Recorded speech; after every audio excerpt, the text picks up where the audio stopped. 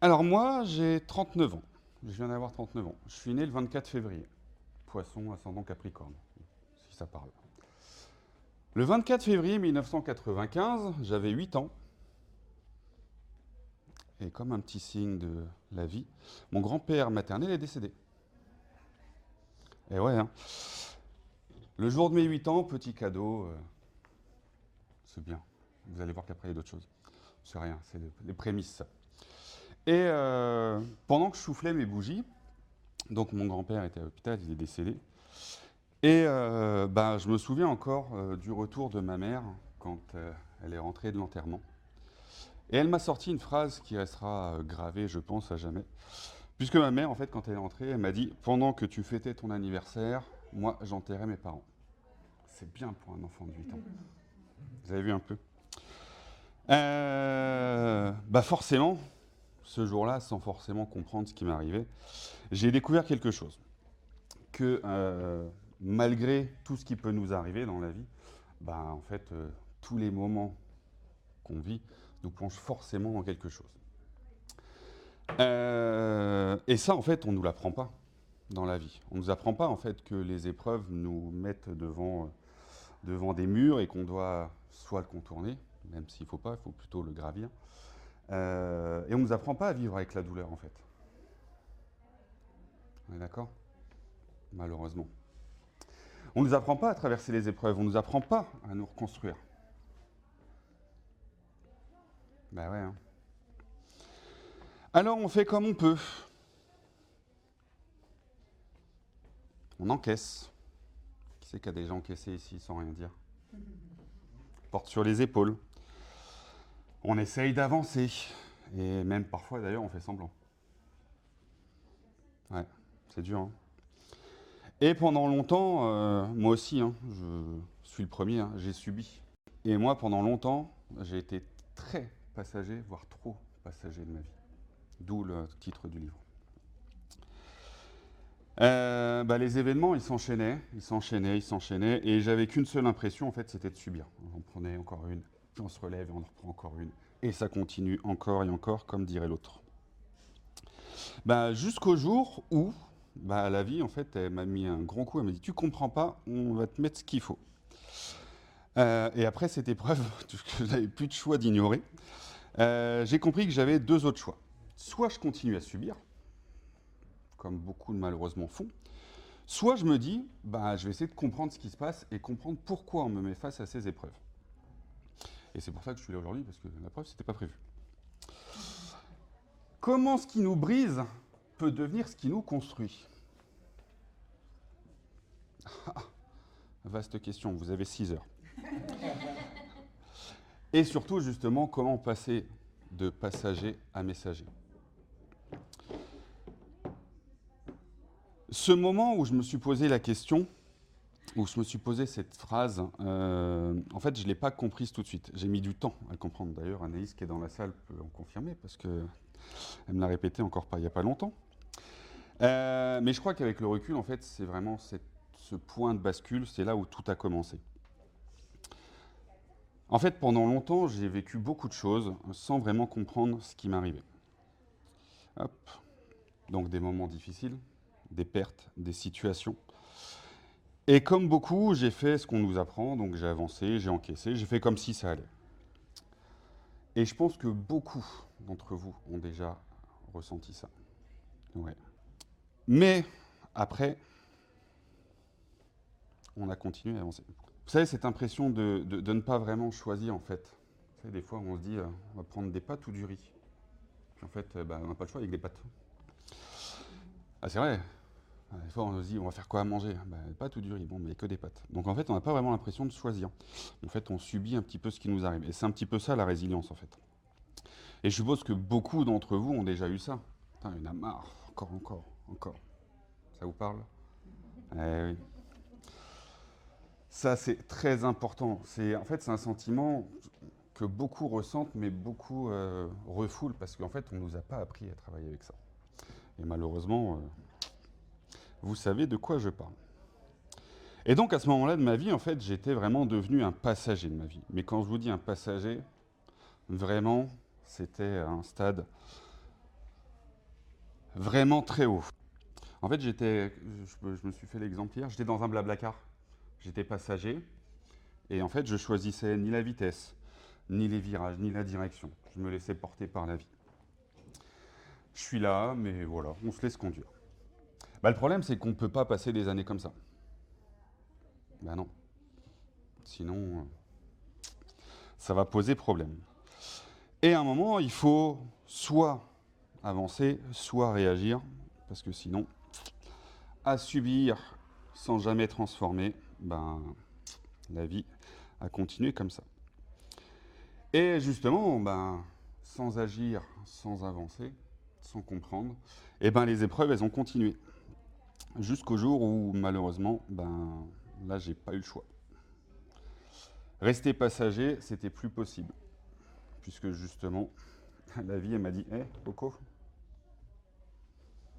je suis là.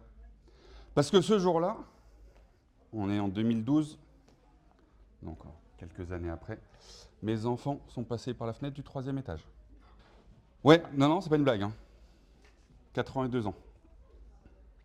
Je les ai pas achetés, hein. Quoique. Non, j'ai travaillé. Oui, donc mes enfants sont tombés du 3e étage. Je me souviens encore, c'est fou parce que j'étais au travail, mon ex-compagne était à la maison. Et je me souviens encore de ce coup de téléphone où elle me dit « Rentre vite, les enfants sont tombés par la fenêtre ». Et là, je vous assure que le cerveau, il a une méthode de protection qui est folle. Pendant les 9 minutes entre l'appel et le temps d'arriver sur les lieux de l'accident, le cerveau s'est mis en off, en sécurité. C'était incroyable parce que, et je me revois encore, hein, donc je suis motard et je n'ai jamais mis aussi peu de temps pour rentrer. D'accord ? Région parisienne, il est 16h, bouchon parisien. On est en semaine, hein, sinon c'est pas drôle. Donc je vous laisse imaginer la vitesse à laquelle je roulais. Et je me retrouve avec les cris des enfants, les ambulances, la police, tout ça. Donc forcément, à ce moment-là, il n'y a plus de contrôle. Le cerveau, il se met en protection. Et la logique aussi s'en va, puisque forcément, on ne réfléchit pas. D'accord ? Il n'y a plus de « on va gérer », il n'y a plus « oh non, c'est rien, j'ai juste la peur ». Mais en fait, c'est pas du tout ça. Parce que la peur, elle nous prend au ventre. C'est celle qui nous fait comprendre que tout peut s'arrêter. Et c'est à ce moment-là, justement, pour la première fois, que moi, je ne pouvais plus faire semblant. Je ne pouvais plus avancer comme avant. Parce qu'au final, il y avait eu cet accident-là. Et cet accident-là, quand on est face à ça, on comprend une chose essentielle. Laquelle ? La vie est courte et que surtout, on ne contrôle pas ce qui nous arrive. On n'a pas le contrôle sur tout. Mais par contre, on a une responsabilité. Et ça, il faut l'accepter. On a la responsabilité sur ce que l'on fait. Et surtout, ce que l'on fait de ce qui nous arrive. Et ça, c'est la plus grande responsabilité. Ce jour-là, alors, effectivement, c'était vraiment le premier pas que j'ai fait pour vraiment avancer sur moi et changer. Et c'est à ce moment-là, mais je ne le savais pas et je n'arrivais pas à le formuler à ce moment-là, c'est à ce moment-là que j'ai compris que rester passager, c'était plus une option. C'était plus possible. Il fallait avancer. Il fallait comprendre. Et si on ne comprenait pas, je fais comme le Titanic. On sombre. Et ça, chacune d'entre nous peut le vivre. Malheureusement, les événements de la vie font qu'on vit ça très, très souvent. Alors c'est sûr, hein, pas forcément de la même manière. Chacun est différent. Ça, je suis tout à fait d'accord. Mais par contre, c'est des moments où il n'y a plus de retour en arrière possible. Vous savez, des moments où on se demande, si tu veux changer, change quoi. Mais bon, la vie, elle nous y oblige un petit peu, parfois. Et c'est justement là, à ce moment-là, que j'ai commencé à cheminer.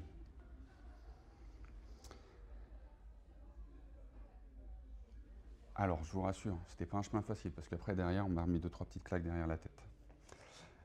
Mais ce chemin, il a été nécessaire, ne serait-ce pour moi, mais aussi pour mettre en sécurité mes enfants.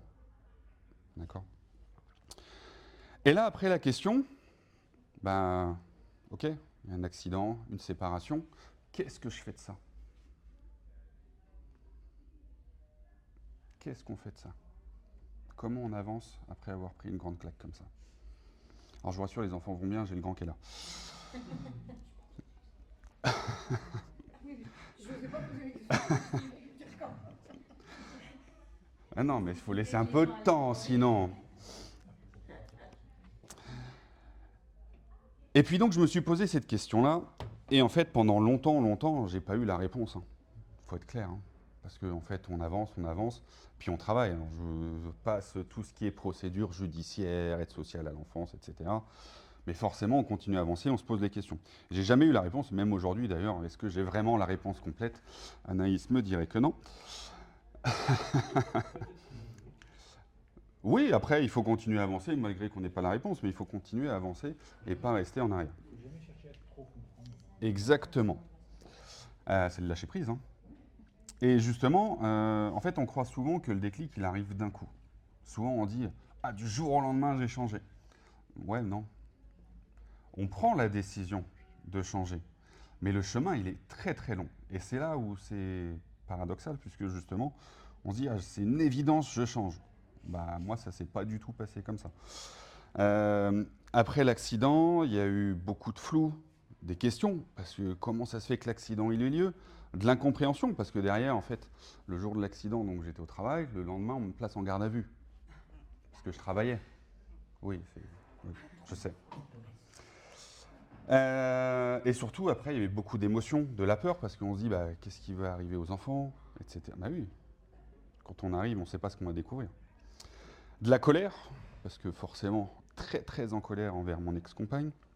Et surtout, bah, de l'impuissance, parce que quand vous arrivez, que vous avez 2 ambulances du SAMU, 3 camions de police, tout est encerclé, et puis vous êtes là, on vous dit non monsieur, vous restez là. Ah, ok. Ouais. Et encore une fois, alors j'espère que vous ne l'avez pas vécu, mais ces moments dans la vie, bah, ça peut être pour tout, hein. Ça peut être pour un décès, une succession, même des épreuves dans la vie, un diplôme, des choses comme ça, un échec, bah, qu'est-ce qu'on fait de ça? Et c'est ce moment-là où on ne comprend pas ce qui nous arrive, pourquoi ça arrive, et puis au final, doucement, petit à petit, il y a un truc qui change, on ne s'en rend pas compte. En fait, souvent c'est ce qu'on appelle l'acceptation. On se dit on accepte et on continue à avancer. Souvent, quand ça change, c'est pas l'extérieur, c'est pas visible. Vous savez, c'est la petite étincelle qui commence à nous réchauffer et faire qu'on avance un petit peu. Vous la connaissez cette sensation? Et moi, en fait, j'ai commencé à chercher, à comprendre, à essayer de me faire déjà me soigner déjà au départ, et à chercher des réponses pour comprendre qu'est-ce qui s'est passé. Alors, je vous rassure, hein, pas des réponses toutes faites, hein, parce que malheureusement, ça serait beaucoup trop facile, mais au moins d'avoir des moyens de se poser ces questions et de pouvoir les assumer et de les travailler. Ou juste prendre des moments pour respirer, prendre du temps pour soi. J'ai un thérapeute que je suis aussi sur les réseaux sociaux, qui a dit un jour, prendre du temps pour soi, c'est s'accorder de l'importance. Et moi, en tant que formateur, je le dis souvent en formation, on se dit, à quel point vous accordez de l'importance? Oui, je sais, les cordonniers sont les plus mal chaussés. Donc prendre du recul. Et en fait, à la suite de cet accident, ben, nous, en région parisienne, quand on cherchait un psychothérapeute, psychologue, psychiatre, pour comprendre qu'est-ce qui ne va pas sur nous, pourquoi je n'ai pas vu ces défaillances envers mon ex-compagne, ben, on nous dit bah, c'est 6 mois, 1 an, 2 ans d'attente. Ah oui, région parisienne, hein, on n'est pas à la campagne.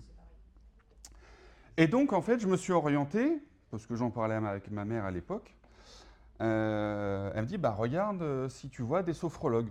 Moi, en sophrologie, à l'époque, vous pouvez en parler, je ne savais pas ce que c'est.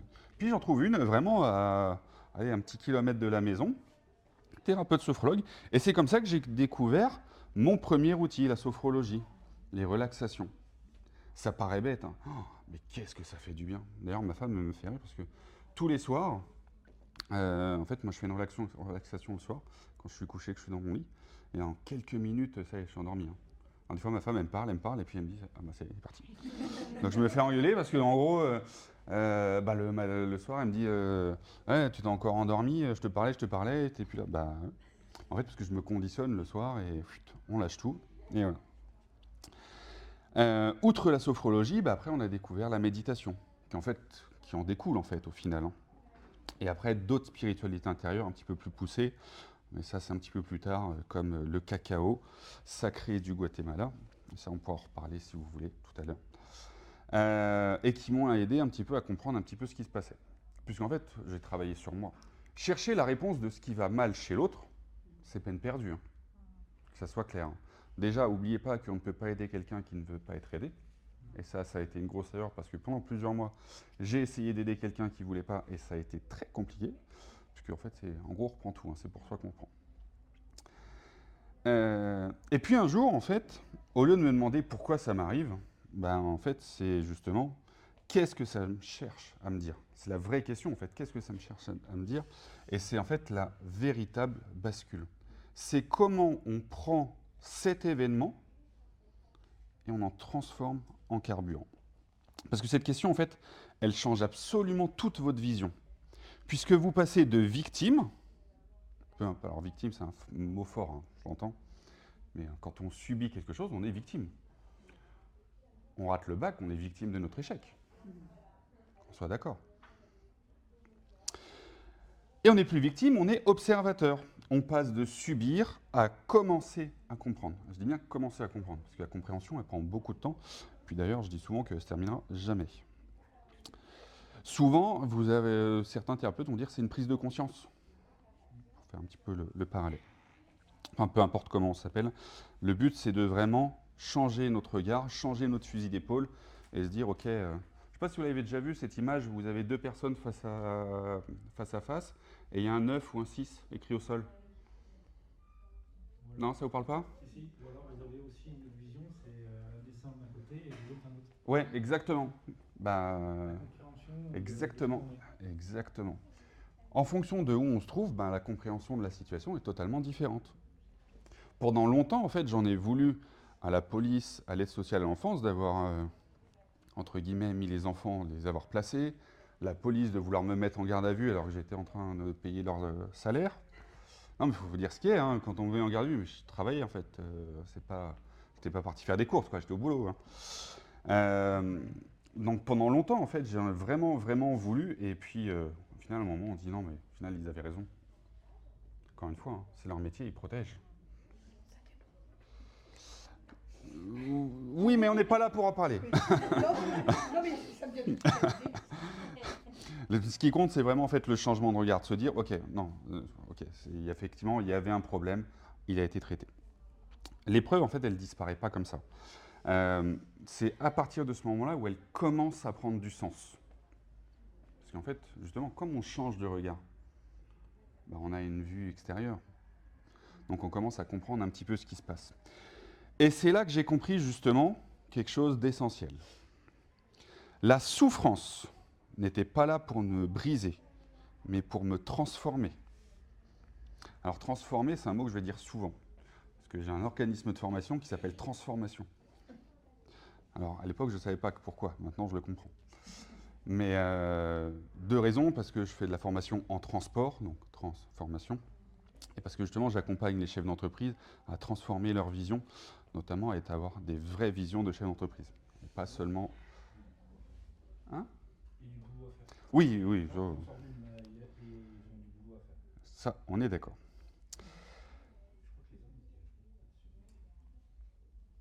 Mais comprendre, c'est que le début. La vraie question, encore une fois, c'est qu'est-ce que j'en fais? Qu'est-ce que j'en fais? En fait, encore une fois, on ne choisit pas toujours ce qu'on vit, mais on peut choisir ce qu'on en fait.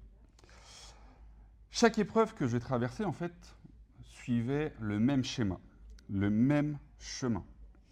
Et ce processus de travail, en fait, j'ai réussi à le synthétiser, même si pour chaque personne, c'est différent.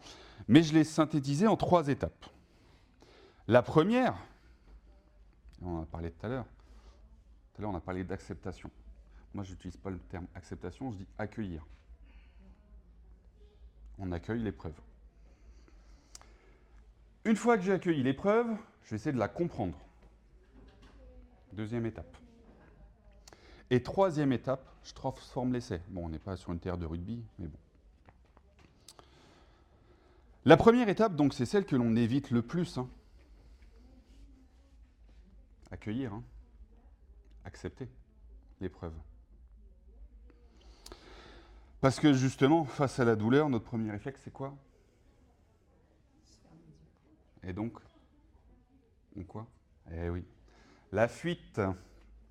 Et justement, on s'occupe, on sort, on essaye de se vider la tête, on s'anesthésie, on va aller faire des dépenses compulsives, on va aller sortir en boîte de nuit pour les plus jeunes, ou marcher si vous voulez. Mais on fait justement comme si c'était pas si grave. On fait en sorte de, ouais, c'est rien, ça va aller. Mais est-ce qu'on guérit vraiment? Quand on met ça un petit peu de côté, on passe ça le balai là, hop, sous le tapis. Eh ben on guérit pas vraiment en fait parce qu'on refuse de regarder. Hein. Pas parce que le truc il est là qu'il est pas là. Hein. Détourner le regard c'est bien, mais au final il est toujours là. Hein. Et en fait moi plus je fuyais, plus ça me revenait dans la tête. Petite anecdote par exemple, quand donc je me suis séparé, il y a toute une procédure judiciaire, etc. Et comme je vous disais tout à l'heure, on ne peut pas aider quelqu'un qui ne veut pas être aidé. Donc moi, j'ai essayé d'accompagner mon ex, à la faire suivre, etc. Et un jour, j'ai même été contre la loi, parce que j'avais même été un jour récupérer les enfants donc, qui étaient placés, et j'avais été voir mon ex à ce moment-là pour qu'elle puisse profiter un peu des enfants, puisqu'elle n'avait pas le droit de les voir. Et 3 jours après, je reçois un petit coup de téléphone de l'aide sociale à l'enfance. Bah monsieur, le jugement, il dit bien que vous aviez le droit de garder les enfants, pas votre ex. Donc j'en ai pris plein la tête encore une fois. Donc accueillir, ce n'est pas aimer ce qui nous arrive. Accueillir, c'est accepter. Qu'on soit d'accord. C'est pas parce qu'on vit quelque chose de difficile qu'on doit absolument l'aimer. Au contraire. C'est également arrêter de lutter contre ce qui nous arrive. Ce qui nous arrive, ça nous bouffe, ça nous bouffe. Ben, plus on lutte, ben, plus ça revient. Hein. Et une fois qu'on a accueilli, on peut essayer de commencer à comprendre. Et comprendre, c'est le moment où on commence à se poser les bonnes questions. Alors les bonnes questions, c'est pas pourquoi moi. Hein.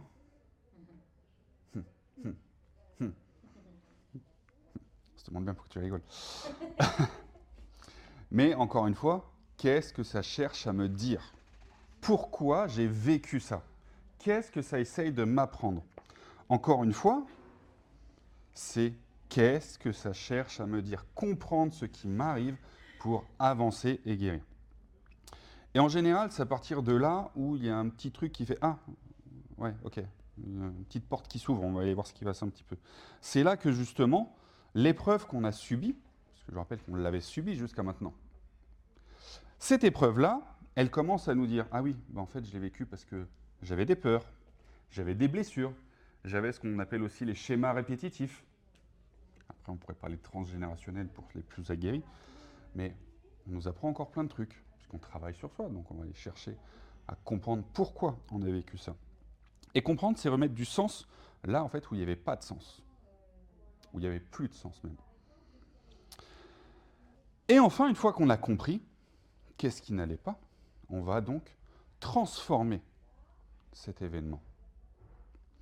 Et cet événement, ben, on va comprendre toute notre vie, parce qu'en fait, rien n'a changé.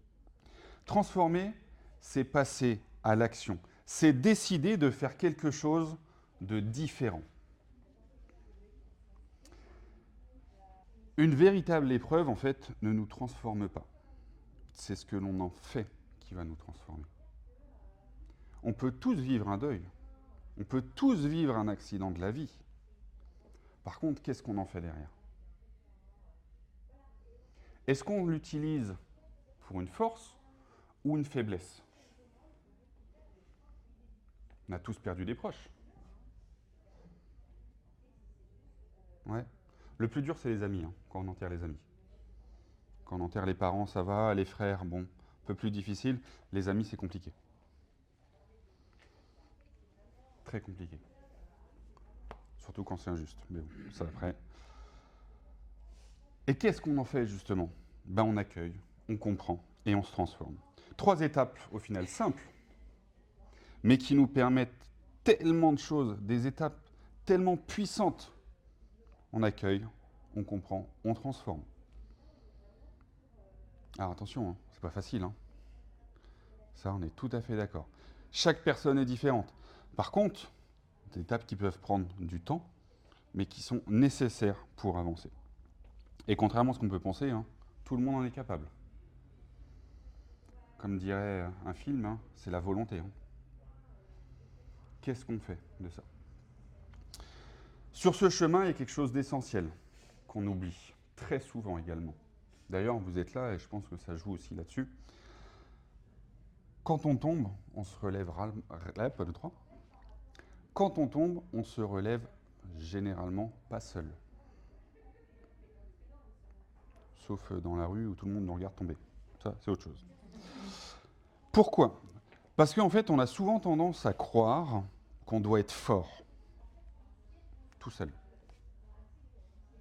Mais en fait, quand on subit une épreuve, il n'y a pas que nous qui la subissons. Il y a notre entourage, les amis, les collègues, tout ça. Et qu'on doit toujours encaisser davantage. Mais la réalité, encore une fois, c'est qu'on se relève. J'ai du mal à se relever. Non, ce que je veux dire, révéler, mais c'est pas ça. On se relève jamais seul. Il y a toujours, dans les moments les plus difficiles, il y a toujours une présence, un regard, un ami, une main qui sera là. D'ailleurs, on le voit, les personnes qui veulent travailler sur elles-mêmes vont aller rencontrer du monde, vont parler. Et souvent, déjà, ne serait-ce que de parler, de mettre des mots sur ce qu'on a vécu, c'est déjà beaucoup de choses. Je dis souvent, moi qui rencontre beaucoup de monde, que ce soit via la chaîne YouTube ou que ce soit dans mes formations, en fait, la première chose, c'est de parler de ce qu'on a vécu, de ne pas garder ce qu'on a en nous, parce que justement, ça bouillonne, et quand ça explose, eh ben, ça fait beaucoup plus de mal. Par exemple, petit aparté personnel, quand je me suis séparé, donc l'accident a eu lieu au mois d'août, et en octobre, très vite, j'ai dit stop, c'est plus possible. C'était vraiment un mur, je n'arrivais absolument pas à avancer. Mon ex était totalement contre la procédure, allait contre l'aide sociale à l'enfance, contre les éducateurs, etc. Vraiment, quelqu'un qui ne veut pas être aidé, vraiment l'archétype. Et à ce moment-là, moi je pensais qu'une chose, c'est m'occuper de la santé de mes enfants, les mettre en sécurité. Et donc il fallait trouver un boulot. À l'époque, je travaillais en horaire décalé, 15h-22h, donc j'ai changé de boulot pour trouver un boulot qui me donnait des horaires, on va dire, un peu plus de bureau. Je vous rassure, ça n'a pas duré longtemps. Et puis, à me construire moi en tant qu'homme et en tant que père. Et là, ça a été très compliqué. Parce que qu'est-ce qu'on fait? Mais la petite carapace, vous la connaissez cette carapace? On laisse personne rentrer chez nous. Ben moi, la carapace, elle faisait 3 mètres d'épaisseur. Hein. Parce que quand j'ai rencontré ma femme actuelle, ouf, elle a eu du mal. Hein. Elle a eu beaucoup de mal. Parce que laisser quelqu'un rentrer chez moi, alors quand je dis chez moi, c'est dans mon intimité, elle a eu beaucoup de mal parce qu'en fait, je me fermais au final. Je ne laissais pas la porte ouverte. Et pendant quelques mois, peut-être même 1 an et demi à peu près, ça a été je t'aime moi non plus. Parce qu'à ce moment-là, je m'occupais des enfants, j'avais les procédures, j'avais le travail, j'avais pas la tête dans une relation. Et en fait, cette relation, elle a été essentielle parce que ça a été ma 3e jambe, il faut dire ce qui est. Si j'avais pas rencontré ma femme à ce moment-là, est-ce que j'aurais été jusqu'au bout de toute la procédure et faire en sorte que les enfants sortent de leur placement? J'en sais strictement rien. Mais en tout cas, c'est sûr qu'elle a été un pied pour moi. Outre ma femme, j'ai rencontré énormément de personnes. Bonjour Anaïs. Qui ont été également des points d'appui. Donc ils m'ont fait travailler d'autres choses. Mais il n'y a pas que les amis, il y a les collègues. Parfois, les collègues deviennent des amis beaucoup plus proches que la famille. Par exemple, petit aparté encore une fois, aujourd'hui, nous on est 7 frères et sœurs dans la famille, bon, j'ai déjà enterré 2 frères. Ouais, je sais, la mort autour, toujours. J'ai un de mes frères avec qui je suis très en froid, ça ne me gêne pas. Le cercle qui est autour de nous, c'est celui qu'on choisit, hein, c'est pas la famille. Hein. Vous savez, on le dit souvent, on ne choisit pas sa famille, on choisit ses amis. Mais c'est tellement vrai. Et surtout, j'ai rencontré beaucoup de monde qui ont cru en moi, qui ont cru en ce que je faisais. D'ailleurs, je suis là. Et même des personnes d'ailleurs qui ont cru en moi avant même que je croie en moi. Christine, si tu me regardes de là-haut. Et en fait, c'est là que tout a changé parce qu'au fond, on n'a pas toujours la force de se relever seul. Et c'est justement cette main tendue qui fait qu'on arrive à se relever. Et ça vaut pour tout le monde. Il nous reste 20 minutes, on va avoir le temps, c'est bon. On a tous besoin à un moment de soutien. On a tous besoin à un moment d'être écoutés, parfois même compris. Mais juste le fait d'être écouté, ça fait du bien. On a tous besoin à un moment d'être accompagnés, peu importe ce que c'est. Hein.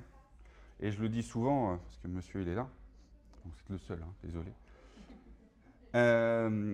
Les hommes ont, il faut dire ce qui est, un ego surdimensionné, on a une fierté tellement importante qu'on n'accepte pas nos émotions. Un homme qui pleure, c'est pas normal. Beaucoup de femmes aussi. Beaucoup moins, quand même. C'est vrai. Beaucoup moins. Ouais. Et c'est rare de voir un homme pleurer aussi dans la rue. Ouais. Ouais. Et il y en a qui pleurent. Moi, par exemple, je sais pas pourquoi. Alors, bon, aux enterrements toujours, mais donc j'ai un de mes frères qui s'est suicidé, hein, pour remettre un petit peu dans le contexte. Quand mon autre frère m'a appelé pour me le dire, moi déjà, j'ai pas compris. Sur le moment, je pensais que c'était mon neveu. Je sais pas pourquoi.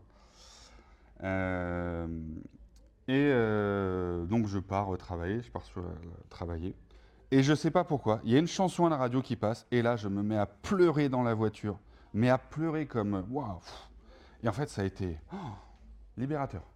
Ah, ça a fait tellement du bien, parce que ça devait plusieurs jours que je retenais ça. Et donc forcément, il faut. Et au-delà des personnes, il y a tout ce que l'on met en place pour soi, pour respirer, pour se poser, pour prendre un peu de recul. Trouver des espaces, vous savez, on peut déposer un petit peu notre truc, là, on dit, voilà, hop, on l'enterre, et comme ça, après, on continue à avancer. Ces petits moments à soi. Alors, certains vont passer par le sport, d'autres vont passer par la méditation, d'autres vont faire des pratiques un petit peu plus profondes, tambour chamanique, des retraites spirituelles, des semaines de jeûne, pardon. Donc, il y a plein de choses. Mais, peu importe la forme, ce qui compte, c'est de ne pas rester seul avec ça. Et souvent, les personnes qui ont du mal à s'en sortir, c'est les personnes qui restent seules. D'accord ? Et de surtout savoir quand demander de l'aide. Et c'est pas une honte de demander de l'aide. Hein. C'est pas parce qu'on demande de l'aide qu'on est moins bien que le voisin. Non, c'est humain de demander de l'aide. Et il faut demander de l'aide. Et c'est comme ça, justement, grâce à tous ces soutiens, que j'ai pu avancer, comprendre et transformer. Et à force d'avancer et de comprendre et de transformer tout ça, il y a quelque chose qui a changé en moi. J'étais plus seulement en train de me reconstruire, j'étais en train de devenir véritablement messager. Alors on peut en reparler un petit peu. Parce que, en fait, j'ai osé être quelque chose ou quelqu'un que je n'ai jamais vraiment osé être. Et ça, c'est important. Oui, ça te fait rire. Pendant longtemps, j'avais subi, je vous ai raconté, et encore, je ne vais pas tout raconter parce qu'on n'a qu'une heure. J'ai encaissé, et quand je vous dis j'ai encaissé, j'en ai pris plein la tête. Et j'ai continué à avancer, comme je pouvais. J'ai avancé. Encore une fois, j'étais passager.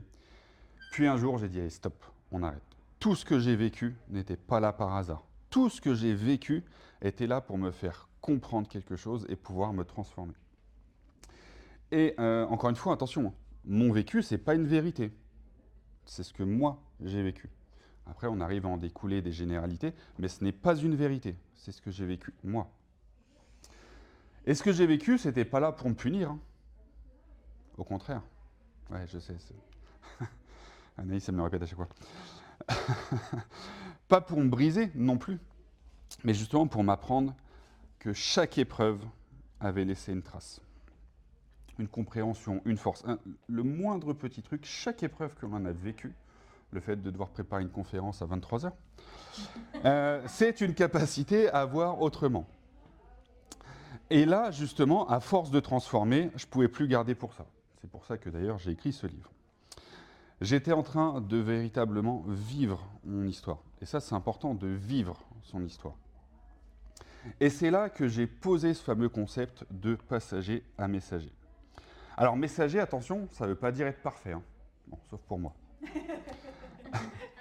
Ça ne veut pas dire non plus ne pas avoir de difficultés. D'accord ? Ça veut dire simplement donner du sens à ce qu'on a vécu. Ça paraît bête, hein ? C'est juste donner un sens à ce qu'on a vécu. Et utiliser ça pour aider, éclairer et accompagner. Alors ce qui est drôle, c'est que je dis ça aujourd'hui, alors que ça fait 8 ans que je suis dans la formation, que je suis dans l'accompagnement, mais je ne mettais jamais mot dessus.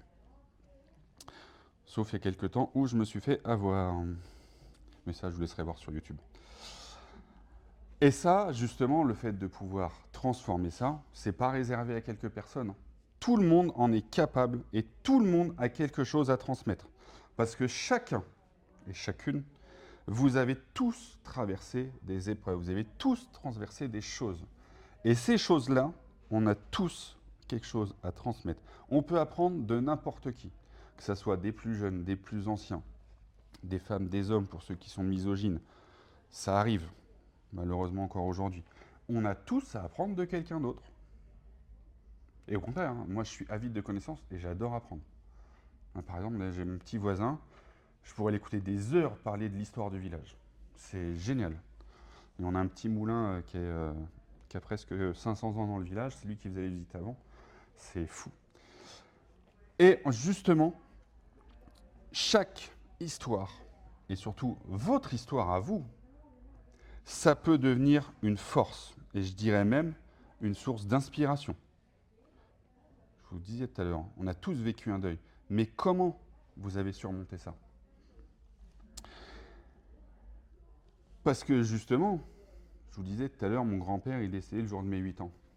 Mais quelques années après, c'est ma mère qui est décédée le jour de mes 30 ans. Le soir même, j'étais au restaurant. Hein. Puis elle est décédée quasiment aux mêmes heures que ma naissance. Sinon, c'est pas drôle. Et aujourd'hui, si je suis ici, donc c'est pas pour vous raconter ma vie, même si je vous raconte un petit peu, c'est pour vous dire que la vôtre a un sens. D'accord ? La vôtre, en fonction de ce que vous allez faire, ce que vous allez accueillir, comprendre et transformer, justement, c'est là que vous allez pouvoir mettre un sens et accompagner d'autres personnes. On a tous vécu des moments dans notre vie, ou des moments qu'on n'a pas choisis, des moments qu'on ne comprend pas, des moments qu'on aurait préféré ne jamais vivre. Je vous assure que j'ai des coups de téléphone, j'aurais préféré jamais les avoir. Mais ces moments-là font partie de nos histoires. On n'a pas le choix. Tous, on n'a pas le choix. Et cette histoire, elle peut soit nous enfermer, soit nous construire. C'est un choix. On ne choisit pas l'épreuve, on choisit ce qu'on en fait. On peut rester passager ou simplement décider de reprendre le volant. C'est un choix. Porte ouverte ou porte fermée. On peut subir ou transformer. Ce qui vous a brisé, ou ce qui nous a brisé, peut devenir ce qui va nous construire. Alors je ne sais pas ce que chacun d'entre vous a pu traverser individuellement, mais si vous devez repartir aujourd'hui avec une seule chose, sachez, et j'aime bien le préciser, ne laissez pas l'épreuve que vous avez traversée avoir le dernier mot. C'est vous qui devez avoir le dernier mot. Donnez un sens, transformez cette épreuve, et peut-être justement qu'un jour, vous aussi, vous serez le messager de votre histoire. Avant de terminer, et après je vous laisserai tranquille pour la journée, j'aimerais vous proposer quelque chose de très simple. Juste un moment pour vous, si vous êtes d'accord. Ça vous va ? Alors, je vous demande de fermer les yeux, ou ceux qui ne veulent pas fermer les yeux, posez les pieds au sol, histoire de vous détendre. Et je vous invite à prendre une grande inspiration et de relâcher tout ça. On inspire, on remplit bien les poumons. Et on relâche. Tout toujours les yeux fermés, vous allez penser à une épreuve que vous avez vécue. Alors, pas forcément la plus difficile, hein. Je n'ai pas suffisamment de mouchoirs pour tout le monde.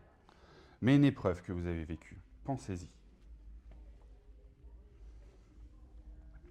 Et posez-vous simplement la question, qu'est-ce que ça vous a appris ?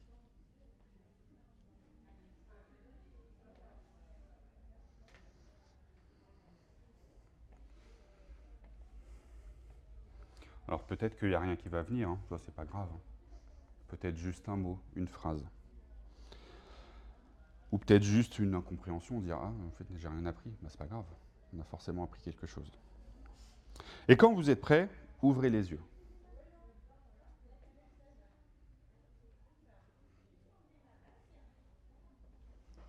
Et ça, c'est déjà le premier travail, d'accueillir ce qu'on a vécu. Merci de m'avoir écouté. Ce n'était qu'un début, donc à vous de continuer la route, à vous de continuer le chemin.